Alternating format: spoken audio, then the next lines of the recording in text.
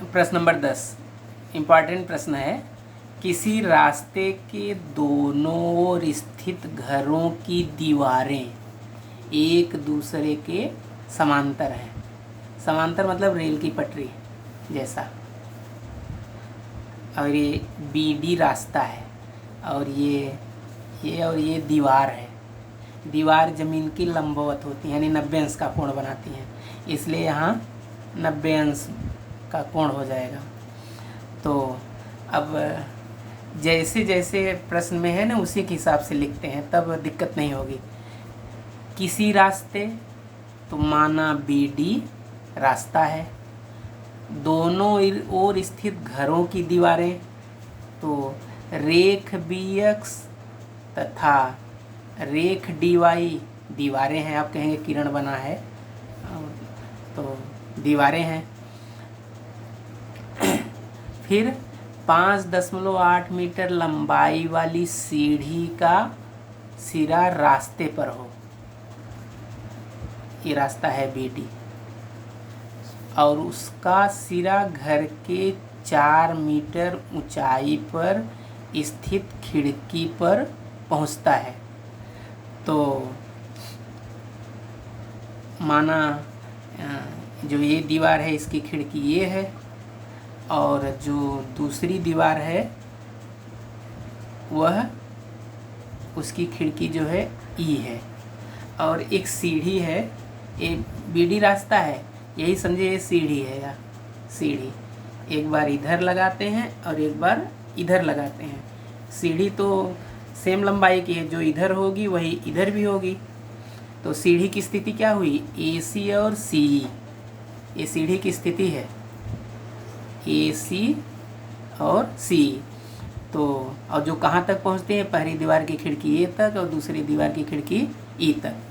तो बिंदु ए और ई खिड़की है, सी ए सी ई सीढ़ी दर्शाती है। सी ए और सी ई जो है क्या दर्शाती है, सीढ़ी दर्शाती है।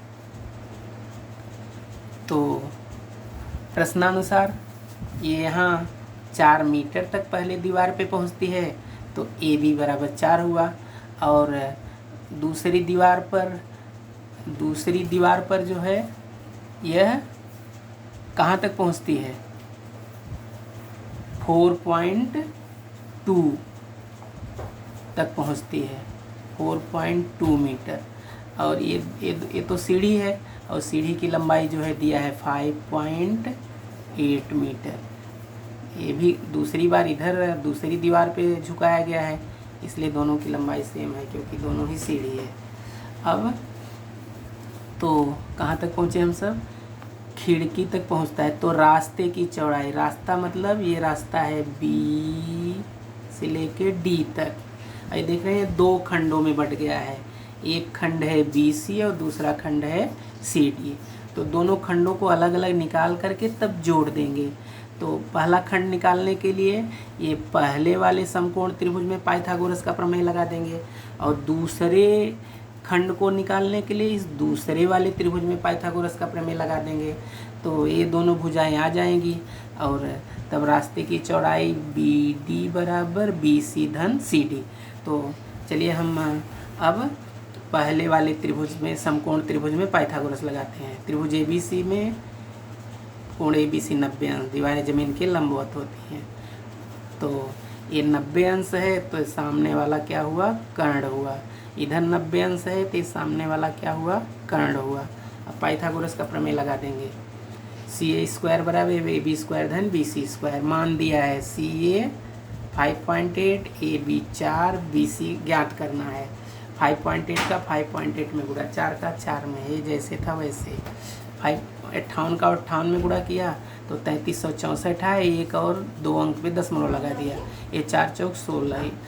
तो दशमलव नहीं था तो यहाँ दशमलव बना लेंगे, या ये कहिए कि यहाँ तो दशमलव नहीं है, 4 चौक 16, लेकिन यहाँ 2 अंक पे दशमलव है तो आगे दशमलव बढ़ा के 2 जीरो बढ़ा लिया। तो इसको जब लेफ्ट में ले जाएंगे तो ऋण होगा। ये दोनों को जो है यहाँ घटा लेंगे, दशमलव के नीचे दशमलव लिख के घटाने पर इतना आया। लेकिन हमें खाली BC चाहिए। तो आपको पता है यहाँ स्क्वायर है तो इसको करड़ी में लिखते हैं, कारण वर्गमूल लेने पर 2 अंक पे दशमलव मतलब 100 से भाग, तो यानी 17.64 को ऐसा लिख सकते हैं। 100 से भाग देंगे तो वही आएगा। अब 100 को तो 10 × 10 लिख देंगे, लेकिन 1764 को क्या लिखेंगे? अब वही चेक करेंगे कि किसके वर्ग के बीच में है।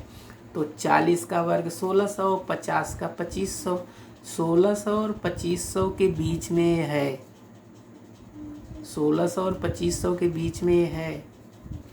तो 40 और 50 के बीच की संख्याएं ढूंढेंगे कि उसी का उसी में गुणा करने पर 4 आए।